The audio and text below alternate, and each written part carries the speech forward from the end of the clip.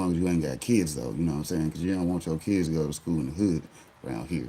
Not around here, because, hood schools is crazy. They're unaccredited mostly here in Kansas City, so you have to go to the suburb towns to actually get your kids good schooling. But hell, if you stay in the hood and don't have kids, it's good for you. But if you got kids, the hood ain't gonna be where you want them to be centrally located.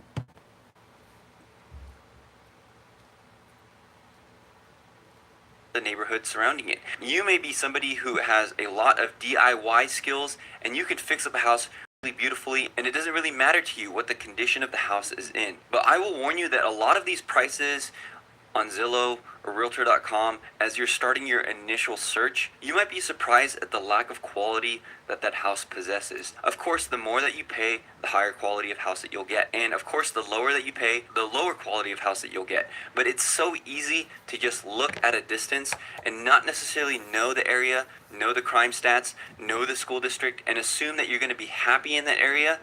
And then when you get here and you actually explore those areas, you find out that you would never live here. Another quick story, I just helped a client move here from California, and they were exploring houses in the $30,000 to $40,000 range, and I'm going to warn you that a lot of these houses are just completely dilapidated. But sometimes these pictures, these real estate pictures, they can deceive you in thinking that this house is actually in decent shape. So we walked into 2 or 3 of these houses and they immediately said, nope, this is not it. This is not something that we're going to buy. We need to move our budget way up. And so they bought something in the $250,000 range, and they're completely happy. But they said it was way more expensive than we thought, because we thought we were going to move here and buy a house just Good straight up morning, cash. Tamika. But there's nothing that we could I afford seen where we Tamika know in a we would be couple happy chats. and we know that our kids would be in a good school One being district. Six Bow. Shout out to Six Bows. Y'all know she was cooking this morning, so go check her out. The other being Heather, two of our favorite people to see in our chats. So hopefully they stop by when they get done. Other than that, y'all know to go move around, do your networking. Shout out to Heather. We dropped her Buy Me a Coffee link, because we be dropping Buy Me a Coffee links. Boom, there we go. Below $50,000, and that is consistently true. So if you're buying a house, you might want to get ready to pay more than you might expect on the onset. Okay, number 5 is actually a positive one, and that is, depending on where you go in the metro, crime really isn't that bad. I found this article on the internet that listed Kansas City, Missouri as the 6th most dangerous city in all of America. A lot of people have been focused on Kansas City, especially we've been in the news for that recent Super Bowl parade shooting where millions of people were gathered to celebrate the Chiefs Super Bowl, and a woman was shot and killed.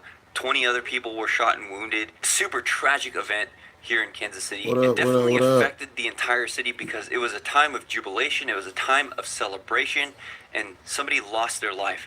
Horrible thing that happened. National spotlight was turned on Kansas City, and everybody knows Kansas City for the crime. But while people who have moved here say that they know the reputation of Kansas City and the crime that's going on here, a lot of people, especially people who move north of the river to Johnson County, to Lee Summit, to Blue Springs, say that Kansas City really isn't any more dangerous from where they moved from.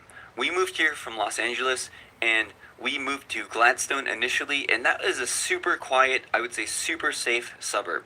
Now that we live in Midtown, there's definitely a lot more activity. Again, stay tuned for the one time that we had to call 911 living here in Kansas City. There's definitely a lot more crime and criminal activity going on down here where we live now than where we used to live in Gladstone.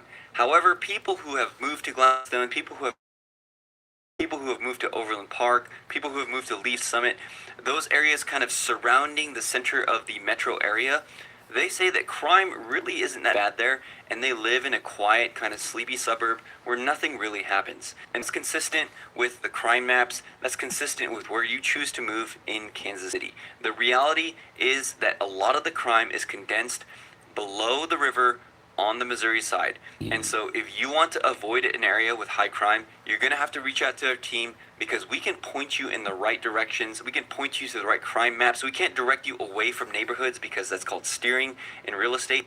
But we can point you to the right crime maps to make your decision in where to move in Kansas City. Okay, so the number 6 thing I heard from quite a few people is that people here in Kansas City are really nice, and that's kind of what they expected. But the reality is that it's kind of hard to make friends.